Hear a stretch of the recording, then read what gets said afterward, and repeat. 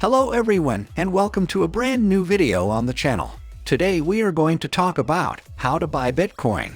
Before we get started with the video, don't forget to smash the like button, share the video, and subscribe to the channel. Now let's get started. Buying Bitcoin is often the first step that investors take into the world of cryptocurrency.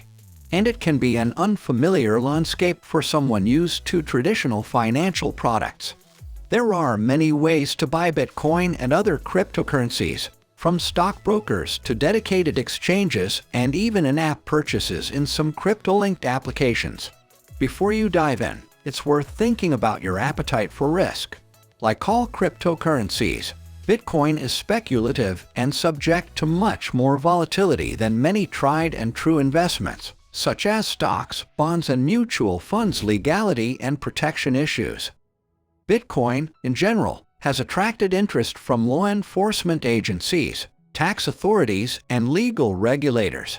They are trying to understand how the cryptocurrency fits into already existing frameworks and what guidelines to put in place.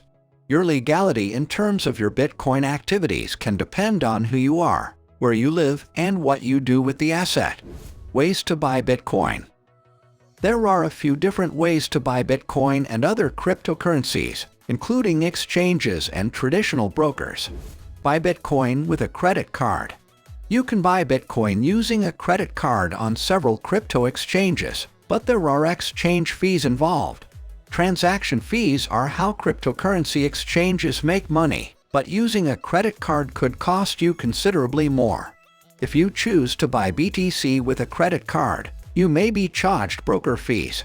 Moreover, your credit card may charge a foreign transaction fee for each purchase if the exchange is based outside of the United States. This cost could be anywhere from 1% to 3% of the total purchase price. The ability to buy crypto with a credit card is also subject to the credit card issuer's policies. For example, American Express restricts the purchase of currency using their card but allows the purchase of cryptocurrencies for the time being. Cryptocurrency exchanges. You can purchase Bitcoin from cryptocurrency exchanges. Many offer dozens of cryptocurrency choices, while others simply have Bitcoin and a few alternatives. They carry a variety of different fees and consumer protections, so do your diligence before choosing. Here are a few cryptocurrency exchanges where you can purchase Bitcoin. Gemini, Kraken, Coinbase, Crypto.com. Traditional stockbrokers. The choices among traditional brokers that give customers a way to buy and sell Bitcoin are few right now. Robinhood was the first mainstream investment broker to offer Bitcoin. Robinhood Crypto is available in most, but not all, U.S. states. Like its stock trading platform, Robinhood charges no fees for Bitcoin trades. Other online brokers that offer access to Bitcoin or other cryptocurrencies include Sophie Active Investing, Webull, TradeStation, First Trade, Bitcoin ATMs. These work like normal ATMs, only you can use them to buy and sell Bitcoin. They are often placed in location where you might find normal ATMs, such as convenience stores. Before you carry out a transaction, make sure you look at the fees you'll be charged and have a plan for where to send the Bitcoin once you buy it. Trusts or exchange-traded funds. The financial firm Prosperous launched the first Bitcoin-linked ETF in October of 2021. The fund ticker BITO doesn't invest directly in Bitcoin, however instead, it invests in futures contracts for Bitcoin.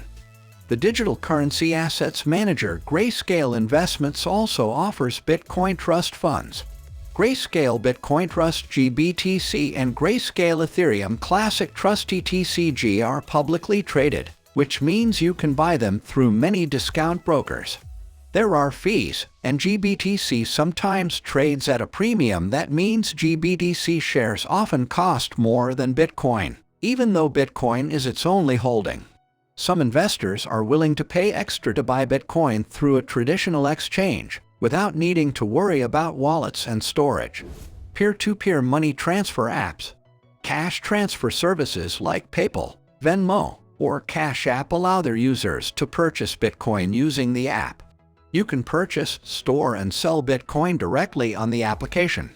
PayPal and Cash App will even let you send and receive payments using Bitcoin, but Venmo has not implemented this functionality on their app yet. Wallet software. Some crypto apps, such as games, crypto wallets, or other online services that use blockchain technology, allow users to buy and sell digital assets directly within their app.